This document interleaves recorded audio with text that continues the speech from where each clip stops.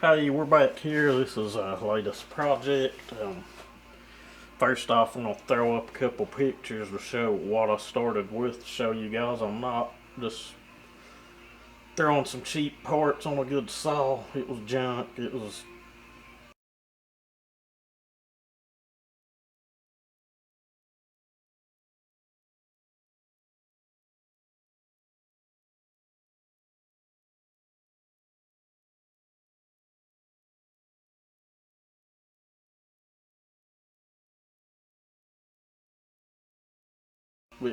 ready for the dumpsters, but I think I paid 76 bucks. It was the auction ending for the crankcase, crank, had a coil on it, and a handle. The handle was in decent shape, just missing a bunch of parts, but anyway, what we've got, it's a not a $20 cylinder. It's a good Nicosil coated 56 millimeter big bore. Quality of the cylinder looked good. I may show some pictures of it once I'm done porting if I'm happy with the work. But right now, I'm trying to dial in the transfers. The exhaust is fine. It's opening right around 100, which from the research I've done for a 066 is good.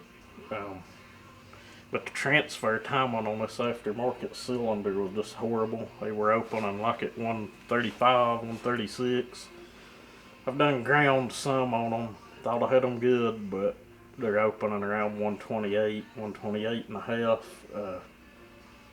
Then the intake port is opening at 85 degrees. That's just, I think that's too much. I'm going to JB weld that up or epoxy it up a little bit. But anyway, where we're at, cases was split. There's some repairs to the oil tank had to be made. There was an old repair, but I wasn't happy with it. It had a little hole in it. Someone wanted to patch. I patched it a little better. And there was like a chip out of the front of the case. I put in new bearings. They were not OEM. They were came from Wolf Creek. I think the flywheel bearing was a Highway. And PTO bearing was a NWP. Not sure the brand on seals. I think they were NWP too, or CAO or something, whatever they sell. And we've got a new wrist pin bearing. I'm pretty sure it was a NWP. My opinion, the Highway bearing felt closer to OEM than the other, but that's just my opinion. They were cheap, like 30 bucks. I think I had 40 in the whole order: bearing, seals, and wrist pin bearing. This jug came from the Duke. I searched around on forums, seen some of the people like this stuff. Some of the saw builders on YouTube said this stuff was okay. Um, it was. Piston cylinder looked good, a little better than your typical $20 China cylinders, but this one was about middle of the grade. They do sell one that's a little better, but I've got all new rubber pieces to go on the saw, and we're using it was 064 cases. I'll be using a 066 flywheel and coil, which was not cheap. It's the older Stihl crank, and we'll probably go aftermarket on the starter cover. I've got to get a wrap handlebar and a carburetor. And I'll go aftermarket on all of that, but a lot of it'll probably be Highway parts. And not sure on the carburetor yet, but to do this on these cases have to be modified. I don't know about on the later model 660s. I've never had one, but these cases have to be opened up to accept that bigger piston, or you can trim the piston skirts, which I wouldn't recommend because the intake timing's horrible already.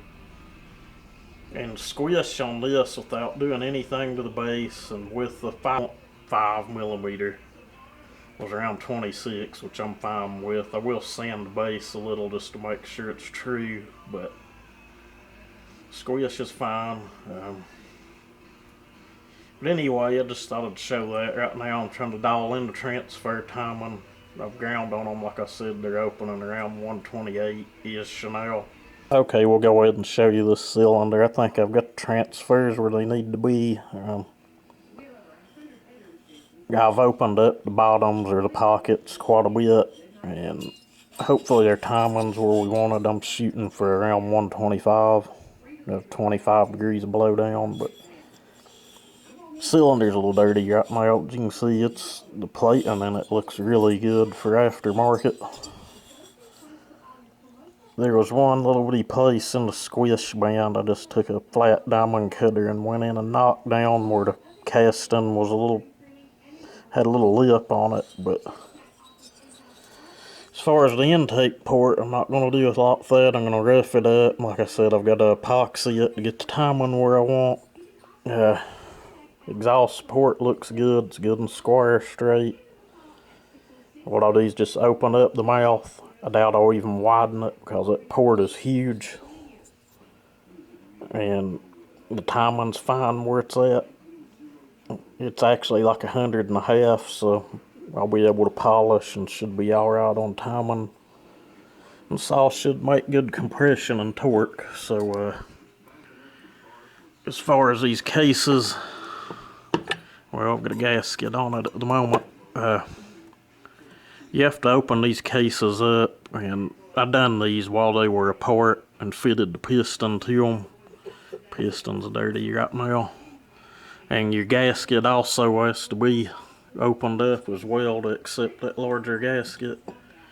And the holes on the gasket and on the cylinder, you have to elongate them toward the inside about a half a hole, quarter of a hole. Well, not a half a hole, but a quarter of a hole. And a lot of people drill these out and put the bigger bolts. If I was having machine work done and trying to get a lot of compression out of it, I'd recommend that. But this saw, I don't know, probably be in stock range on compression, maybe a little more. But yeah, I'll show you more when I've got more done. Okay, we got our transfer time on where we want. We got them open right at 125. That's better than the 135 they were at. Next thing I'm going to do is figure out, I'm going to rough up the intake port and lay a little epoxy in it, or it's a JB weld, and we'll have to let that set up and then get our timing where we want it there. Got our intake port roughed in. You can hog this out and open it up, but I've not found that it really helps a lot. I've widened it some, not a lot. Getting ready, what I'm going to do is this JB weld Stihl. It's an epoxy based, but as we're going to build the floor of this up a little bit, and it's safe. If it comes loose, it's just going to dissolve and spit it out the exhaust with smoke.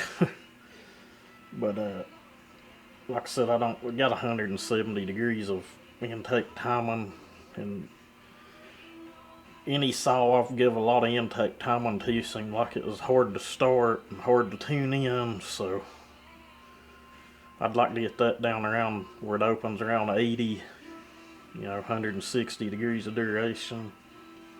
So we're going to put us a thin film of this JB weld in there, and we'll go from there. We got our exhaust port roughed in, got the mouth of it opened up pretty good. You could go further, but I just don't feel there's any sense in it. It's larger than an OEM gasket anyway.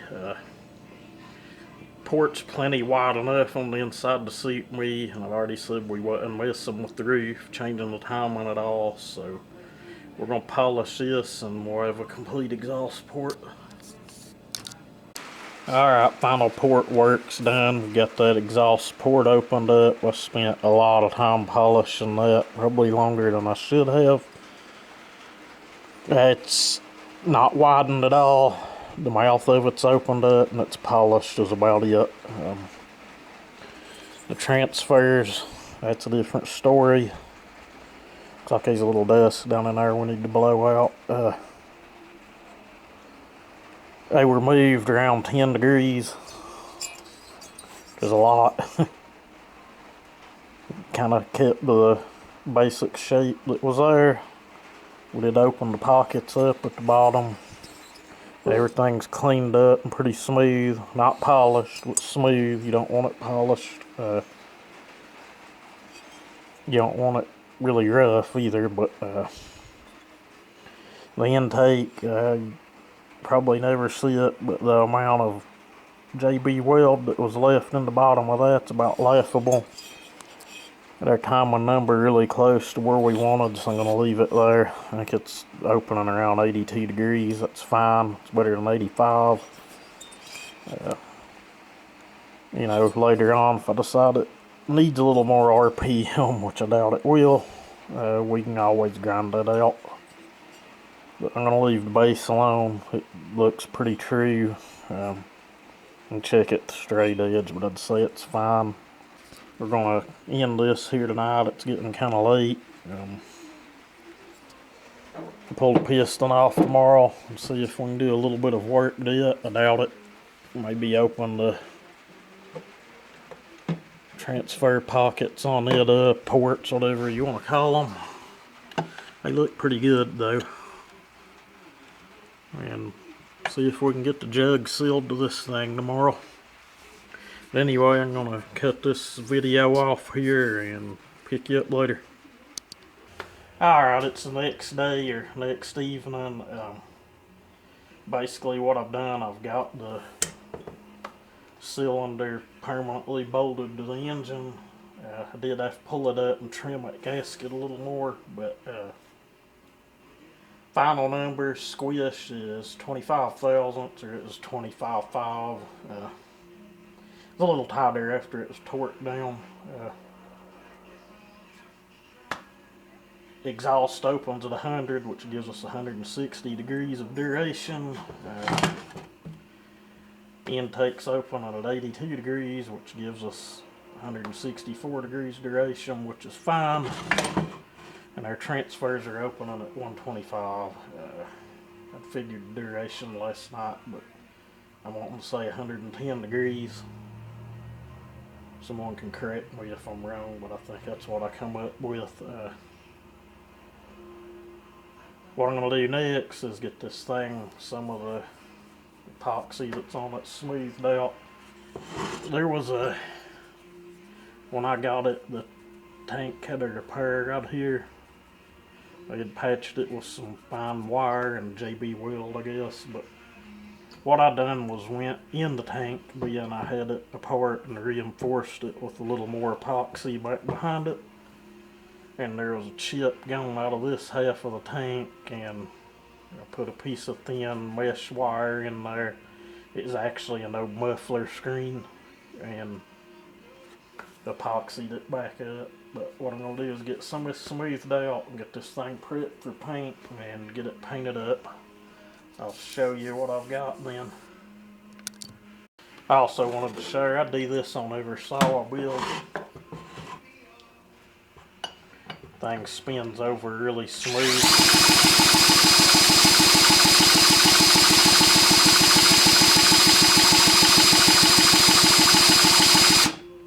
I will say that piston and cylinder and the rings have a really tight seat on them. We went together really tight. The clearances were tight, so this thing should have some monstrous compression. Okay, just a quick update here where we're at. I'm trying to keep this series as short as possible. Saw's painted now. That's an epoxy paint. It'll probably still scratch, but it's like an antique white or something, I don't know, but it's not the original Stihl color, but it's similar to what would be on a newer Stihl, so it'll be just fine. We've got a lot of parts still on the way. The only part I'm worried about actually getting is the handlebar. It's supposed to be in here today, but it's frozen shipping up north somewhere, and we all know what's going on up there. But I've got some plastic and like a clutch and air filter and stuff that should be here by the end of the week, and A lot of the other small parts I've already got, so should be able to have this thing up and running in a couple days, and I'll cut you back on when I've got more parts. Okay, the next what we've got done now is I've got all the anti-vibe bushings in. They're all new. There's like one or two of the small OEM ones I just left them in. Wasn't really a lot of sense in changing them. They were still fine. But sadly, our handle we had the where the switch mechanism locks in was broken. I didn't notice it, and it cost about as much for a new, pretty good quality handle. This is from the Duke. Than it was for this whole top piece to buy a used OEM one. It wasn't a lot more, like 15 bucks, and 9 out of 10 people are not going to notice that that's a aftermarket handle. But I'm going to get this put on next, and I'll show you more then. Alright, got about as far as I'm going to get tonight. It's I've been out here a little over an hour or so. Got all of our AV bushings in. Got a coil on it. It's not the coil I received with the flywheel, but it matched up, so I got a limited coil with the flywheel. Really didn't want to use it, but I will if I have to. Actually, I'll pull the key and move the flywheel and set the timing up right if I have to, but got 066 unlimited coil on it, but let's see if I can reach it. Next I've got to do, probably tomorrow, depending on what parts I get in. We got this is a highway dual port muffler. I've not had the cover off of it yet, but it does have the big baffle in it and all the screens. What we'll have to do is open this up to match that and cut the baffle out a little bit. We're ready to put our muffler on, and I'm waiting on the air filter set up, and I'm going to have to locate nuts for the carburetor. I've got it on. It's also an aftermarket, come from Duke. He seems to have a pretty good reputation. It looks good, but I'll tell you, this y'all's got so much compression, I really don't. It's not going to be an easy one to start. May end up locating an OEM decomp plug and decomp valve and putting in it. I'm strong enough to start it, but it's just going to be rough on this. This is actually supposed to be an 064 cover, and what's funny, the model number on it says it is, but as you can see, if you know anything about these, it's not. It is the thicker cover for an 066. I don't know if they made a cover they could share on both saws later on, but an 064 cover is not easy to find, one of the thin ones. I bought it for a spare for my other saw, but as soon as I got it out of the box, I knew what it was, and that handle fit really well. I got a new boot, new impulse line. Of course, the handle had new fuel lines. I've got an OEM, it's a used oiler for it. I hope it's good. It feels good. I've got a new hose, and I'll reuse the old filter for the oiler. I've got a new chain adjuster. It's OEM. New OEM bar plate. I did get aftermarket chain brake handle and hard wire in the cover for that. Like I said, all of that's on its way, as well as the air filter. I've got all the plastic will be for the newer 660. I ordered the orange. But I'm going to shut this off here. I don't want it to be too long. Pick you up once I get more parts. Alright, we're getting our muffler ready to put on. I think I'd already showed it. It's the highway dual port muffler. Got it from Wolf Creek. Got our gasket matched up with the cylinder. You want to take your time to do that. You want it to be larger, if anything. And then what I do is lay it on the muffler, drop a couple bolts in, and then mark where I need to cut. So when I get that done, I'll get it on there and show you more. It's gonna look rougher than it is, but we took a cut off wheel and cut out and then went around it to deburr them bit.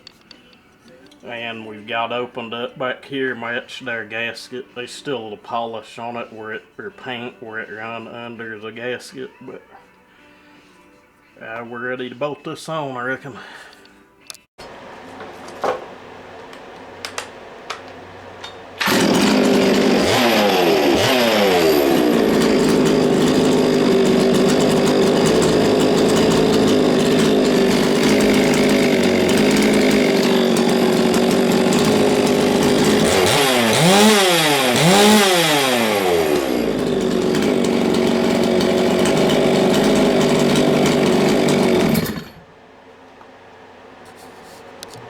Okay, a quick recap of what's been done. We started the notes of the 064 cases.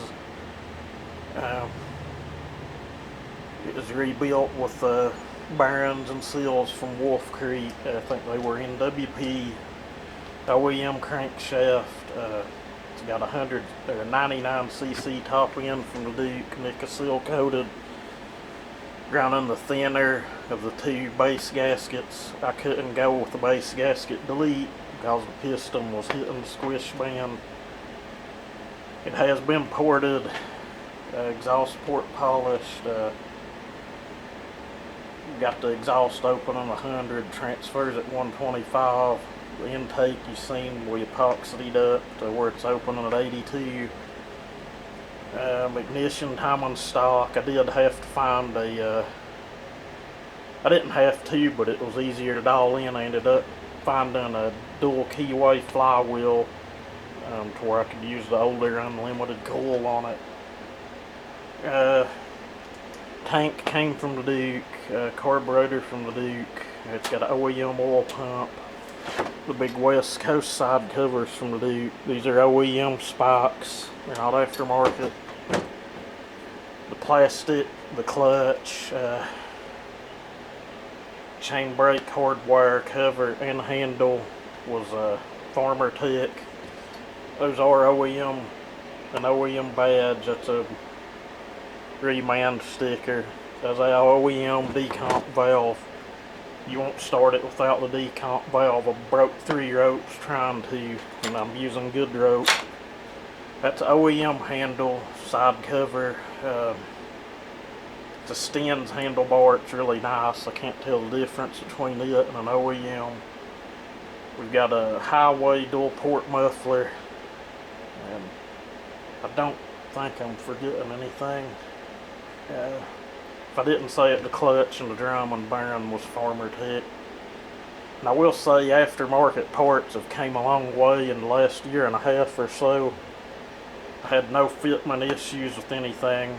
I've got the video before this. The cylinder was good, high quality. So it'll be a little while before you see the saw cutting, but I will make a video of it. I'm pretty tickled with it. I did have a lot more money in building it than I thought, probably around $800, but anyway, I figured it. I couldn't build or buy one for that, so even with the Farmer Tech kit, after putting what OEM parts you need and a good top end, you're still going to have $700 or $800 in doing it. But anyway, I'm going to end this video here. I've tried to keep it short, and thank you for watching. Have a good one.